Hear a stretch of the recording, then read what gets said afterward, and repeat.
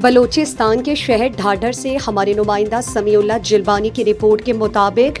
پاس امیدواران S P کے ضلع بولان کے صدر منیر احمد بلوچ، جنرل سیکرٹری عبدالوحید بنگلزئی، بختیار چانڈیو اور دیگر نے ڈھاڈر پریس کلب میں پریس کانفرنس کرتے ہوئے کہا کہ سال 2023 میں ایس بی کے امتحانی ٹیسٹ پاس کرنے کے باوجود بھرتیوں کے عمل میں تاخیری حربے استعمال ہونا صوبائی حکومت کی جانب سے بلوچستان کے نوجوانوں کو جان بوجھ کر بے روزگار رکھنے کے مترادف ہے، جو کہ سراسر ناانصافی اور ظلم ہے۔ ایس بی کے حوالے سے معزز عدالت عالیہ عظمیٰ نے بھی ہمارے حق میں فیصلے دیے، لیکن تیسرا سال شروع ہے، تاحال حکومت بلوچستان نے بغیر کسی عذر کے بھرتیوں کے عمل کو روکنا توہین عدالت کے زمرے میں آتا ہے۔ انہوں نے کہا کہ صوبائی وزیر تعلیم نے پچھلے احتجاجی دھرنے اور مظاہرے میں شرکت کر کے ہمیں 15 دن کے اندر تعیناتی کے آرڈرز جاری کرنے کا کہا، مگر یہ بھی محض ایک دعویٰ تھا جو پورا نہیں ہو سکا۔ ہم ایک بار پھر پریس کانفرنس کی توسط سے صوبائی حکومت سے مطالبہ کرتے ہیں کہ ہماری تعیناتی کے آرڈرز جلد از جلد